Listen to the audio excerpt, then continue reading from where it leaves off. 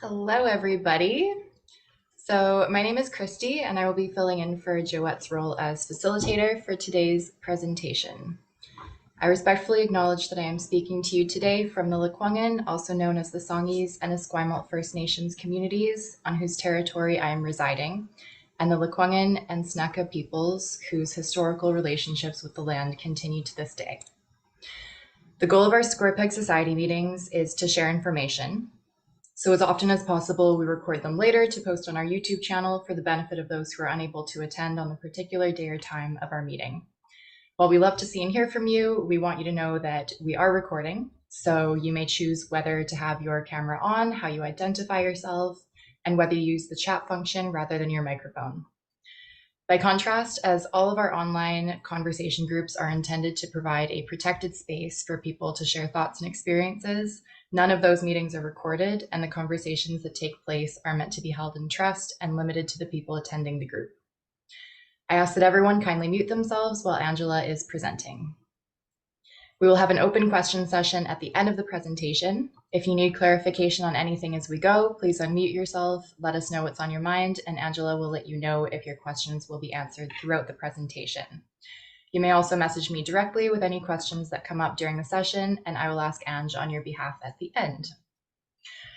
Now I have the pleasure of introducing Angela Faminoff, who has worked with the neurodiverse and diversability communities for over 4 decades in a range of roles, including a pauper-trained education assistant, community and private home support worker, American Sign Language interpreter, and handy dart bus driver. Today, in addition to her work as a travel advisor, she is also a respite worker for the Ministry of Children and Family Development in Victoria, BC. Angela is a certified autism travel professional, working with other travel specialists everywhere, many of whom are also autism certified. In her full-service travel agency, Travel with Ange, Ange's kindred travel crew, custom vacations for individuals and families, offers custom vacations for individuals and families, as well as hosted group travel experiences. Angela is comfortable and familiar meeting all kinds of challenges as an autistic traveler or any diverse ability traveler may encounter. Ange feels that assisting others to realize their travel dreams brings her great joy as well. I would like to welcome Angela Faminoff. Ange will share with us some tips for autistic-friendly travel for happy and safe vacations, and will tell us more about the offerings of Travel with Ange. Over to you, Angela. Thanks so much, Christy. Hey, everyone. I'm just going to jump in.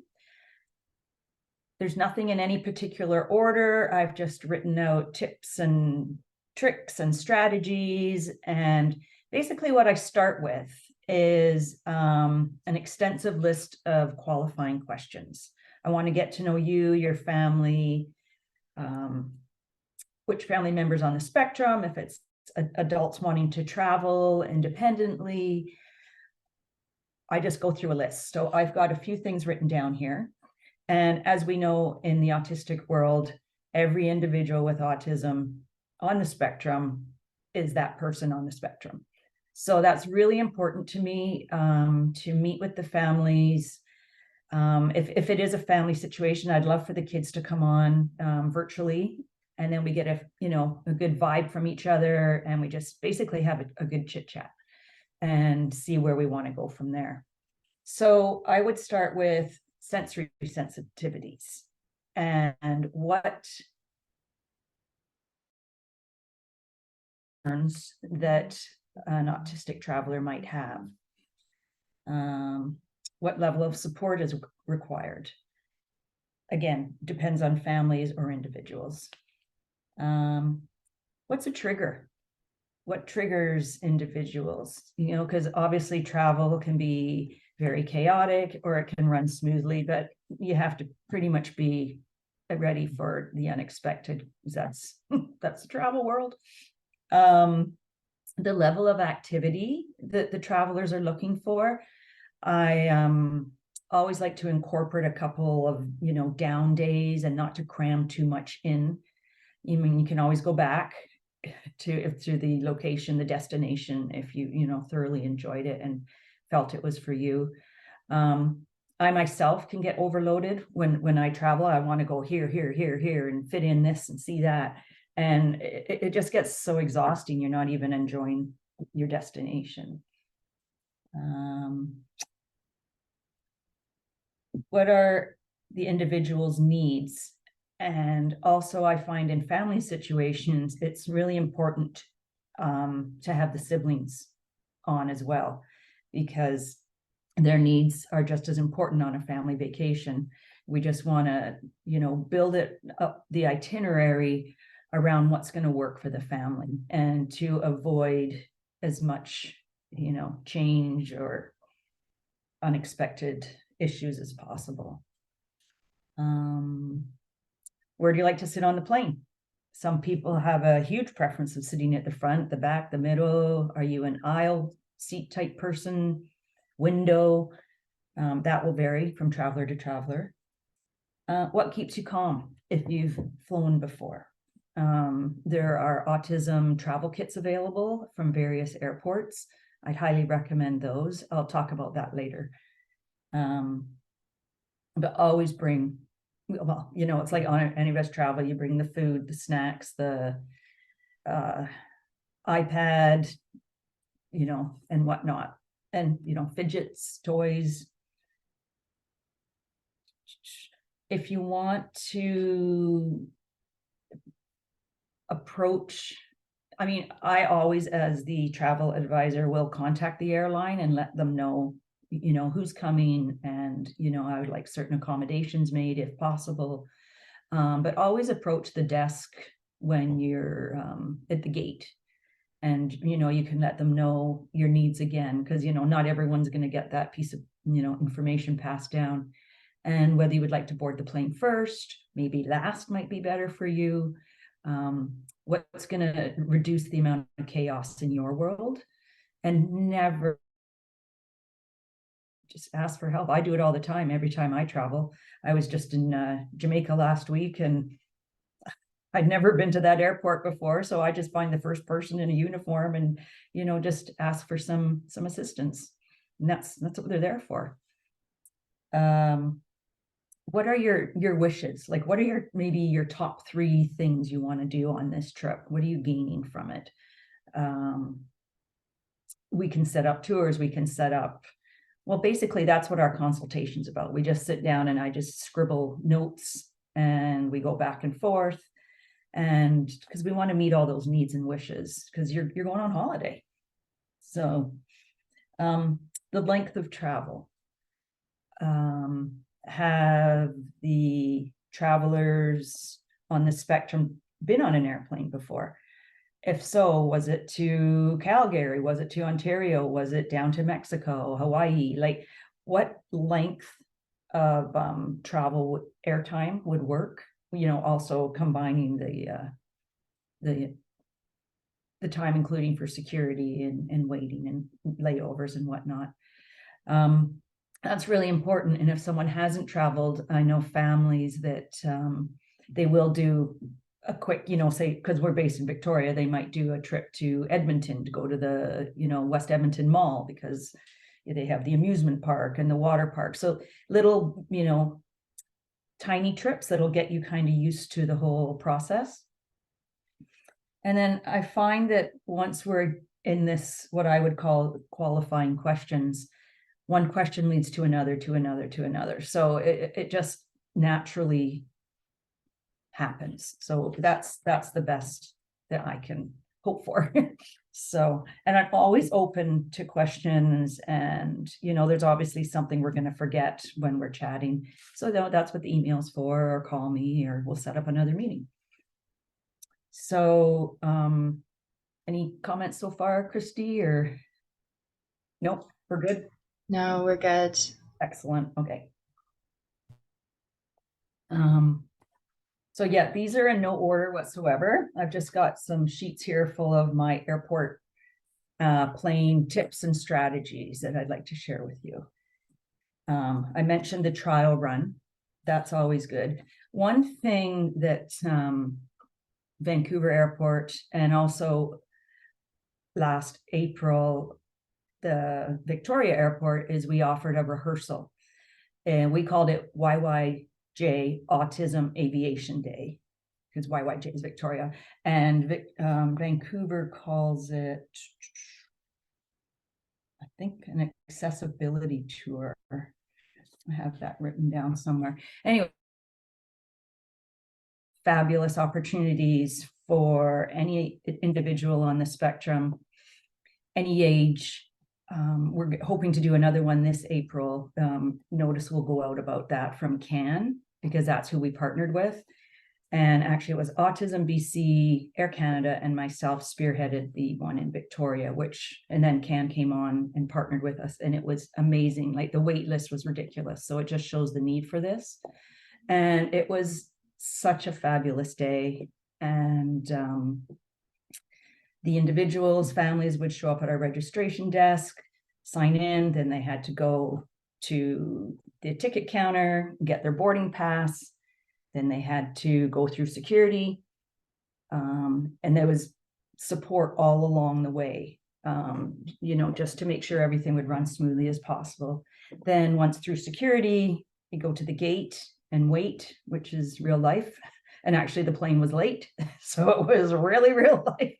And it was just so exciting when the plane showed up. Like, everybody, all the kids were like up against this big window. Is that our plane? Is that our plane? And then we got to board the plane. I think we're on the plane for about 45 minutes. And we had a snack, we had the safety instructions. The pilot came on and spoke to us. And it was great. On our boarding pass, the flight number was CAN 7777.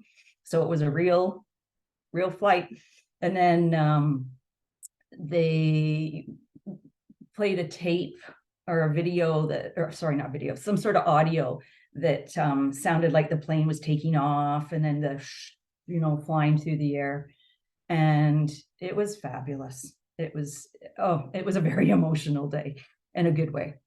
So, but Vancouver offers it more than Victoria. So check out the YVR. If you go on to the Vancouver airport, so YVR accessibility, their website, and then look under travel resources, and then scroll down a little bit and you'll see Neuro Diverse Travel Resources. And it's fabulous. And they have story kits and maps of the airport. And I think a lot more airports are trying to do this across Canada. I know in the States, it's a big thing called Wings for Autism. So I just want to keep replicating it in Victoria because it's necessary. What else? Where did I get to? It is called YVR Autism Accessibility Tour. I mentioned earlier, ask for help. Never be afraid to ask for help. It just lowers your stress level, takes away some anxiety.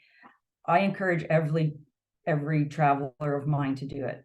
Just like, why walk in circles looking?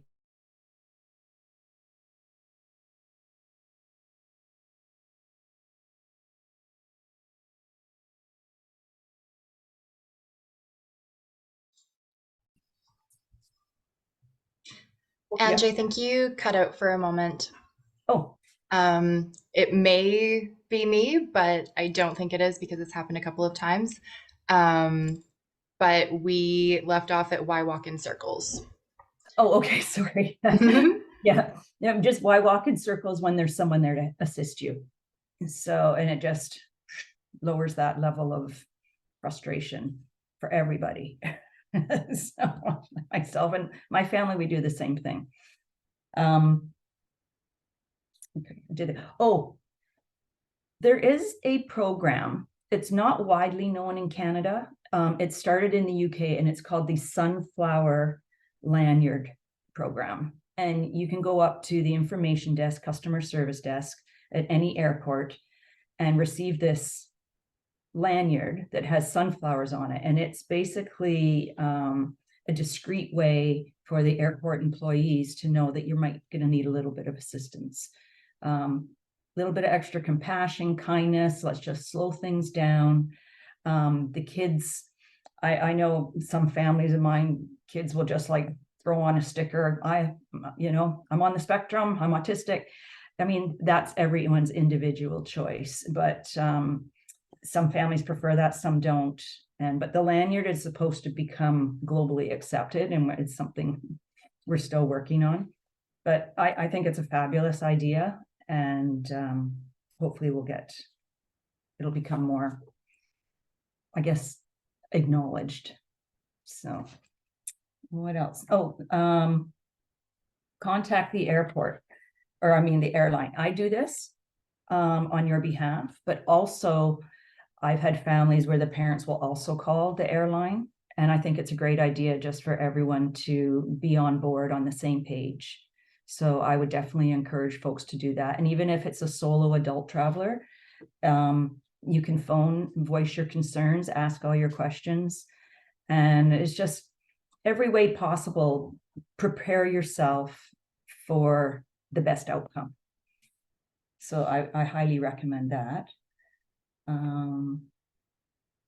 Know what your coping mechanisms are, your strategies, and how that can be incorporated into travel. In tight spaces on an airplane, what is going to work for you? What's going to work for your child? Have a discreet conversation with the flight attendants. Whatever works for you. I mean, you're going to obviously take your autism kit, your backpack full of whatever is going to help you cope.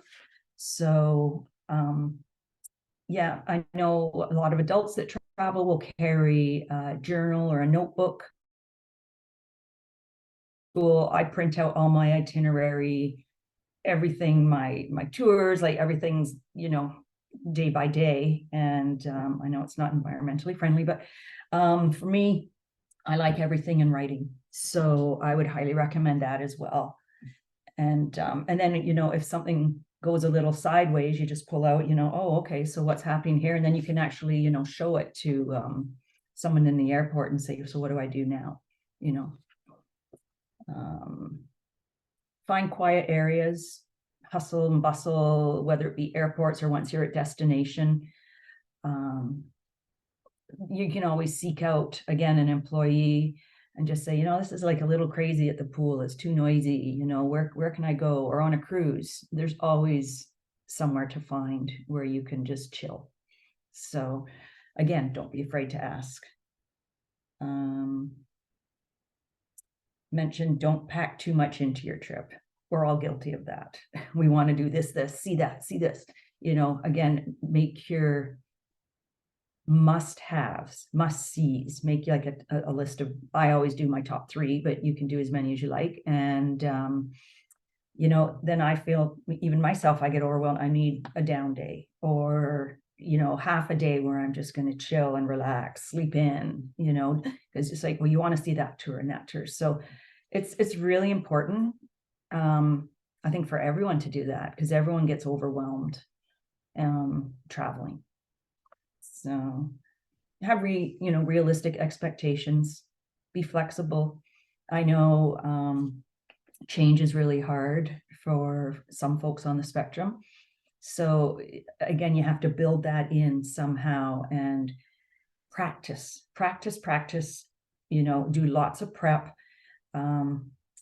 Pull up pictures of the destination. Say we're going on a cruise or to a resort, pull up, the pictures of what the pool looks like, what the restaurants look like, just so that, we have an idea. I like to do that anyway myself. I'm like, oh, where am I going to go? And, maybe on Monday I'll do this, and Tuesday I'll go to that restaurant, but it's just, you can't prep enough. And I find too, role playing is really good, because you don't know what type of scenario is going to appear. So role play with family members, or say you're going with a group, we could have like a fun virtual night, and say, okay, guys, so if this happens, what are we going to do? And then we just all come up with our own strategies and make it a big fun thing. So that's my goal, is with groups. And I have space booked on cruises and also land resorts, where my dream is just to get a group of folks and we go. Then once we have everyone in our group, we would maybe have a private Facebook page where we could communicate with each other. And have our own Zoom meetings, and just so, and then it's a good way for folks to get to know each other before we actually travel together too. So those are all little things I would like to do. Just a countdown calendar, that kind of works. You know, something up on the, you know, in the office or kitchen wall, you know, put the X's through, we're getting ready, we're getting excited, and you know, that type of thing really helps. Oh, for folks, children and adults who've never not slept at home, maybe practice having a sleepover at a friend's house or at a relative's house. Just that whole, oh, I'm not in my own bed, and you know, that type of thing, eating different food, you know, but also be prepared. There's so many wonderful places, and I've got a number of suppliers that are, some are actually certified. There's one place that every employee has some sort of level of training within the autistic community, which is fabulous. So, and then you can also go and talk to the concierge or the chef, and you know, this is what my child eats, might be 10 things, and they will accommodate that. So it's just, again, knowing all, the more details, the better. And the more we can prep, the more we let the people on the other end know who's coming and what's going to work for them, you know. And then I'm also in constant communication before your trip, while you're at destination, and after the trip, you know, what worked, what didn't, what would we do better or eliminate next time. But yeah, I'm a fan of WhatsApp. So when folks are away, we can talk virtually. So that is one thing that I offer as a certified autism travel advisor, because I feel it's important, because let's be real, something's going to go sideways when we travel. So I just want to be prepared. And you know, and then there's the oftentimes where everything just runs smoothly, which is great. So yeah, again, I mentioned calling. I'll call the airlines. I also call the hotels. Bring snacks, your iPad, your noise canceling, headphones. There's a lot of resources online, and I would encourage families, and especially adults who want to do solo travel. There's tons of information, and folks who are actually on the spectrum who are traveling, who have blogs. So, you know, some folks on social media, man named Alex, I can't remember his last name, but his website is Autism Adventures Abroad. And I follow him on social media, and then he has interviews people. So there's just tons of information out there. So we just put all that together, make it work for you. So whether you want to travel as a group or solo travel, and you want to go stay in hostels and whatnot, there's tons of information out there and resources. So I can help direct you to that as well. Let's see. Oh, if we go as a group, whether it's families or adults, you know, caregivers would be required just for everyone's safety and whatnot. But I will be hosting the tours, and I will also offer respite services. So if someone wants to go out for dinner or have an afternoon, you know, we would make a schedule so that everyone would get a turn to just have some downtime. So I'd be more than happy to do that, because I would get as much joy out of it. You know, it's like, well, we're going to the pool, you guys go do your thing. You know, so I'm just very passionate about neurodivergent, diverse abilities communities. It's been my lifelong career, and I just think this would be so much fun. So I mentioned the sunflower lanyards. Managing, again, depending on the level and sensitivities of what, you know, what would result in a meltdown. So let's find out every strategy we can, you know, make a list of everything we need Sorry, that's the sign language coming in. It's much easier sometimes to sign than find the word. I mean, they're inevitable at times. To me, it doesn't matter if you're on the spectrum or not. I mean, when you travel, you're going to see people in the airport not very happy. So it's just knowing how to handle that.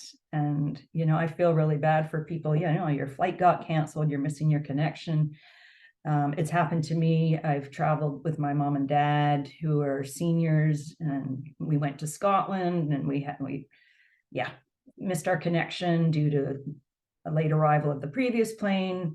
Then they had to reroute us, and it wasn't fun.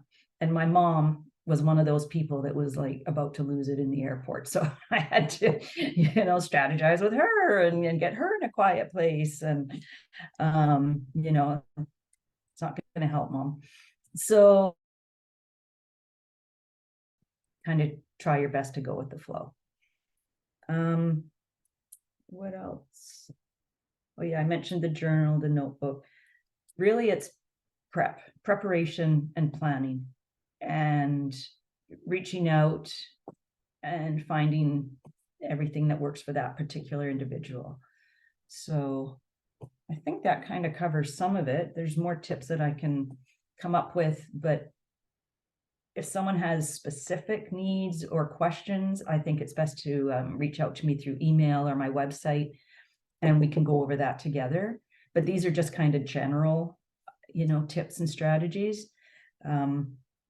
I have tons of resources that can be emailed. I also mentioned some suppliers that are very welcoming to guests on the spectrum.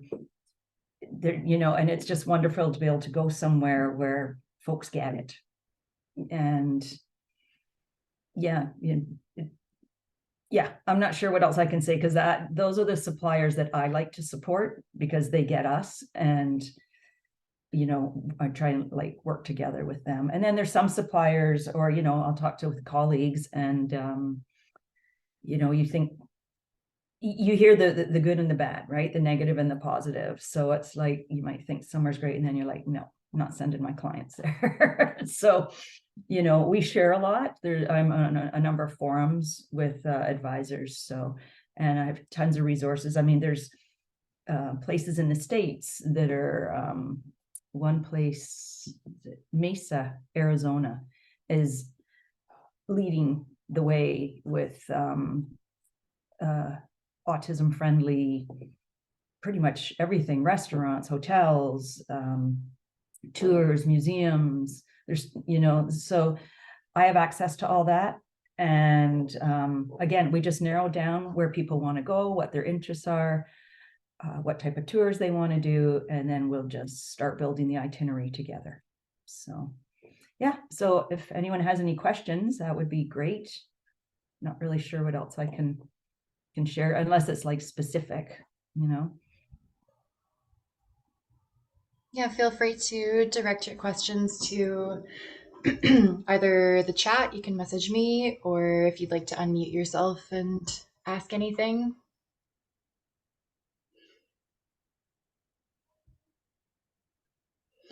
I have one question. Mm-hmm. So you mentioned that you should not be afraid to reach out for help, to ask an employee at the airport for assistance with anything. Do you have any sort of script or suggestions for what somebody can say to kind of introduce That's themselves? Yeah. That's a really great question. No, I don't, but I would, that's a great idea. We could work together and make that script, or I could come up with something. Oh yeah, that's really good. Like that script. Yeah. And then it's just, again, lowers the frustration level, and you're not nervous to say or ask what you want to. That's a great question. Yeah, I know for myself, anytime I travel, I have so much anxiety on airplanes, Mm-hmm. and I I've never done it before, but every time I get on an airplane, I think I should probably tell at least one of the flight attendants that I might need extra assistance and that I am really nervous and like, please check in on me once in a while. But then I never do because I'm like, I get stuck at the what do I say to them? Yeah, yeah. And I would so encourage you um, to do that. Yeah, You know, yeah, I've flown with a friend, and we've actually flew across Canada, and she hates flying. And yeah, I let them know, and they yeah, just peek around. And so it depends on your comfort level, because not everyone, like autism is non-visible. yeah. So disability, and it's your comfort level, what you want to share. So, but I would definitely encourage you to. So, Hmm. yeah. And I find, I mean, I know airlines have a long way to go, but it is becoming more, awareness is becoming more and more, and training, from my understanding, is as far as accessible travel goes, it's neurodiversity is part of that umbrella. So yeah, I think people would, the flight attendants would embrace you. Yeah, So I agree. I yeah, just but get it's hard because you nervous like about what to say. exactly, Yeah, in on me, I'm a little nervous, and you don't have to say whatever you want, but because they're used to nervous flyers all the time. that's true. So yeah, I hope that We have helps. a question from Lorelai. Thank you. It does help. For children who are young adults in their early 20s, are high functioning, who need companionship and assurance, do you offer group travel for this? Yes.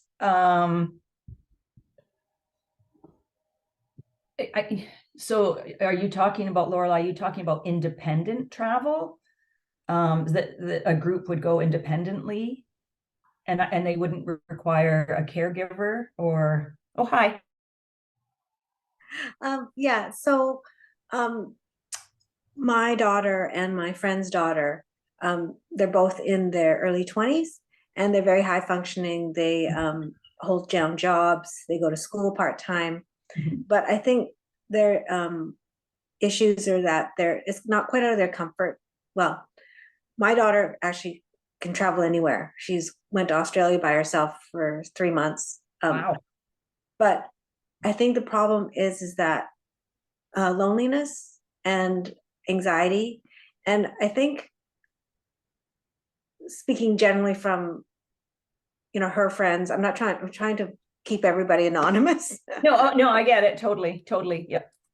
Her friends and my friend's daughter, who's also in her early 20s, there are some social limitations where they go away, and the social skills that they have from their autism spectrum still limit them when they're away. And Right. even more so because they don't have their family with them, but they want to go traveling and they want to see things. But and they might make some friends at the hostel, but because they're autistic, misunderstandings occur Oh, for sure. and Yeah. happenings. I mean, not even just because they're autistic, Yeah. misunderstandings occur. Totally. Like communication. Yeah, definitely. Yeah. But it just seems to me that this sort of group of young adults, they are much more limited in where they can go, Yeah. and they need more support because X, Y, and Z happens. They got stood up, they had a fight with somebody, and they're like across the sea. Oh, and yeah. and he was like, are you trying to deal with them on the phone and say, Yeah. it's not you, it's a Yeah. misunderstanding, yeah, blah blah blah, you know Yeah. how Yeah. these Yeah. Yeah. go. Yeah. Yeah. So I'm wondering, for myself and the people that I know, is there some kind of that you guide sort of a very high functioning group of adults who just want company, they want some support while they're away in that country, that kind of thing? Um, I would suggest trying to find a solo travel group. I know there's women's only groups, and maybe they could join a group like that. So they're with people, but they still have their own. They can do their own thing. As far as my hosting a trip like that, yeah, I guess it would depend, because my trip is more where I'm going to be providing respite. That type of level. And it sounds like your daughter's very independent, which is like, to go to Australia for 3 months. Wow. I'd be nervous to do that. Good on her. I mean, this young man that I follow, what was his name? The Autism Adventures Abroad. You know, he has a lot of recommendations and talks to a lot of solo travelers, but that's something we could work on and look for a group, or put together a group of young folks that kind of have the same desire to travel somewhere, but they're not tied to each other, and they can do their own thing, but they have the support of each other. And again, you're a phone call, I'm a phone call away. Or depending what country they're going to, we might be able to make some arrangements with some organizations over there. So, but yeah, it's hard, because that's that level of independence. And yeah, I'm more geared for, like I said, doing the respite care, and they're way beyond. They don't do their own thing. Yeah. So I don't blame them. That's, who wants to be, stuck to a rigid schedule and whatnot. So yeah, we could talk about that, and I could do some more research and look for some groups that they might be able to join with. Okay, well, thank you very much. Yeah, or ask your daughter to shoot me an email and or something like that, or we can have a chit chat and see what we can come up with. Okay, thank you. Oh, you're welcome. Thanks. Does anyone else have other questions for Ange? See, Chloe just joined. Did you have anything in particular that you were curious about? We recorded the meeting too, so if you need to rewatch later and shoot Ange an email or something, you always can do that as well. But the big thing too, for me, especially with young adults, is safety. Obviously, that's paramount. So, and that's for any solo traveler. And that's why I like the idea of women's only travel groups and whatnot, because there's always someone in the background, or someone, that when you're at destination, that can be your contact person. So yeah, that's huge. Safety is a really big factor. So yeah, it's exactly. great especially that. if you're going. Oh, sorry, go ahead. Oh, that's okay. You go. I was just gonna say, especially if you're in a country that English isn't their first language, then you've got the whole communication barrier too. So yeah. Absolutely. Yeah. Yeah, it would feel a lot better traveling in a group than traveling alone. So where yeah. No, just where you have support. Yeah. So sorry. Absolutely. All right. How can anybody contact you? What are your preferred methods of communication? What is your website? Sure. My website is travelwithange.ca. My Instagram, I'm building a little bit more. I got hacked, so I had to start a new one. And so it's Travels with Ange, my phone number is 250-885-5417. All this information's on my website. And I think Joette put something on one of the flyers as well. My email is Faminoff at tpi.ca. I'll spell that out. So it's AFAMINOFF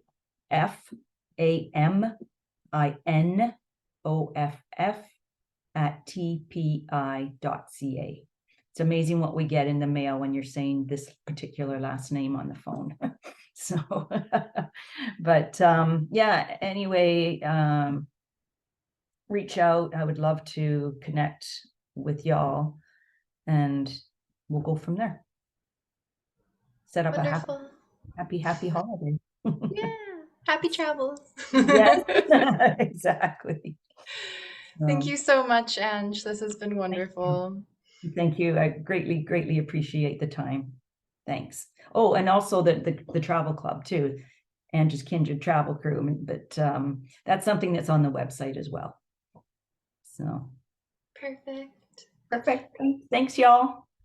Have a great I'm week. sure we'll probably have all of the links below the YouTube video when Joette uploads it as well. So we'll just make sure that all of your information is there as well as any links that you have recommended for resources and all of that too. Okay. Great. Okay. All right. Thank you so much. Thanks, Bye, guys. everyone. Take care.